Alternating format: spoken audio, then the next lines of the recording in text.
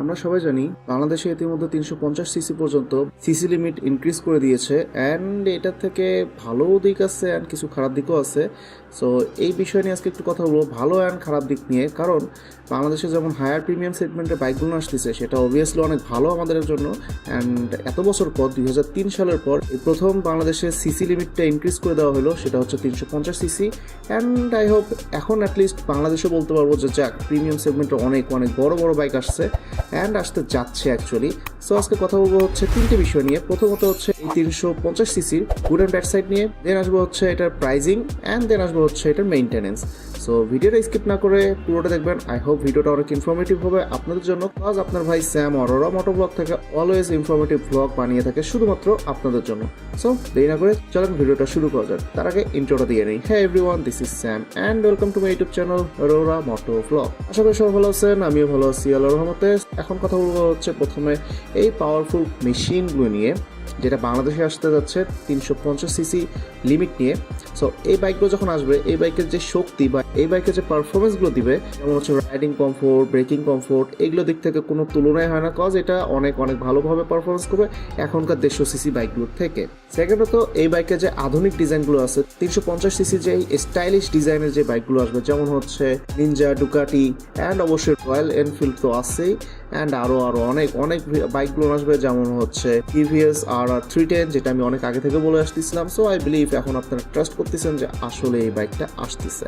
দেন এখন আরেকটা বিষয় আসবো, সেটা হচ্ছে এই বাইকগুলো যারা ইউজ করবে তাদের জন্য একটা গুড নিউজ, যে তারা লং রাইডের মধ্যে এই বাইকটা অনেক অনেক ভালোভাবে পারফর্মলি এই বাইকটাকে ইউজ করতে পারবে, কজ এই বাইকের সিটিং পজিশন অ্যান্ড কমফোর্ট নিয়ে অনেক ভালোভাবেই ম্যানুফ্যাকচারাররা চিন্তা করে থাকে, যেমনটা 150 সিসি বাইকের জন্য এত চিন্তা করে থাকে না, কজ এটা বাইক হইলে এরকম একটা অবস্থা আমরা ফিল করছি। সো আই বিলিভ এখন যারা লং ট্যুর করেন, যেমন বাংলাদেশ থেকে ইন্ডিয়া চলে যান বা বাংলাদেশ থেকে দেখা হলো এই মাথা থেকে ওই মাথা বা 64টা জেলা ট্যুর করে থাকেন, তাদের জন্য এই বাইকগুলো অবশ্যই একটা ভালো অপশন হবে। তো এখন একটু আসি হচ্ছে নেগেটিভ সাইড নিয়ে।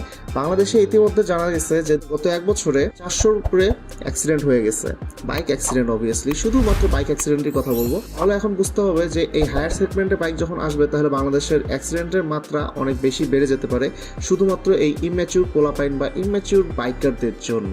আর এই জন্য হয়তো দেখা গেল যারা ম্যাচিউর বাইকার আছে তাদের একটু প্রবলেম হয়ে যায়, যেমন অনেক সময় দেখা গেল যে পদ্মা সেতুতে বাইক ব্যান করে দিল সামান্য কিছু রাইডারদের কারণে, যেন হচ্ছে কর্ণফুলী টানেলের ভিতরেও এখন বাইক অ্যাকসেপ্টেবল না। সো যাই হোক, এটা পরে হবে। এখন বিষয় হচ্ছে এই বাইকগুলোর দাম কেমন হবে। এই বাইকের প্রাইসগুলো অবভিয়াসলি বাংলাদেশের যে 150 সিসি বাইকগুলো আছে এই বাইকের প্রাইসগুলোর থেকে অনেক অনেক বেশি হাই হবে, কজ আমাদের দেশে বাইক আসলে বা যে কোনো সিসি লিমিটের বাইক আসলে অলরেডি অনেক অনেক ট্যাক্স দিয়ে বাইকটাকে কিনতে হয়। সো দাম নিয়ে কোনো চিন্তা করবেন না, দাম অলওয়েজ কিন্তু ফাটাফাটি হবে। সো এই দিক দিয়ে একটু রেডি থাকেন।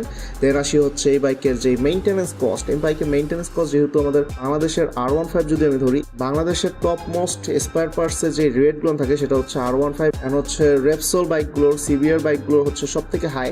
সো এই বাইকগুলো যেগুলো 350 সিসি বাইক আসবে, সো এইগুলোর তো মারহাবা অবস্থা হয়ে যাবে। এই বাইকের যে প্রাইসগুলো থাকবে বা হচ্ছে স্পেয়ার পার্টসের যে প্রাইসগুলো থাকবে, এটা অবশ্যই অনেক অনেক হাই হবে। সো এটা মেইনটেনেন্স কস্টটা আগে আপনাদের চিন্তা করতে হবে, দেন আপনাদের বাইক কিনতে হবে। দেন আসি হচ্ছে এখন এই বাইকের মাইলেজ কেমন দেবে। এই বাইকের মাইলেজ নিয়ে আপনারা চিন্তা করবেন না, কজ দেখা গেল যে এখন যেগুলো FI বাইক আসছে, আমি যেহেতু সুজুকি চালাই, আমি সুজুকি জিক্সার SF নিয়ে বলবো। যদি আমি সুজুকি জিক্সার SF এখন 150 সিসি বাইকটা আমার মানে FI অনেকে পাচ্ছে হচ্ছে 30 থেকে 40, অ্যান্ড আমি অবভিয়াসলি কার্বোরেটর নিয়ে 45-এ প্লাস পাচ্ছি। সো এখন দেখা গেলো যে এই যে বাইকগুলো আসবে 250 সিসি বা 350 সিসি, এইগুলোর তো পেট্রোল অথবা অকটেন খরচ অনেক বেশি হয়ে যাবে। সো অবভিয়াসলি তেলের বিষয়টা আপনাদের মাথায় রাখতে হবে। অ্যান্ড নেক্সট টাইম ভিডিও করবো ইনশাল্লাহ যে কী বাইক বাংলাদেশে আসতে যাচ্ছে, অ্যান্ড এটা নিয়ে একটা স্পেশাল ভিডিও হবে, কজ আমি অলরেডি নিউজ চ্যানেল থেকে পেয়ে গেছি যে আসলে বাইক কী আসতেছে, এটা কনফার্মেশন সহই দিয়ে দিচ্ছে।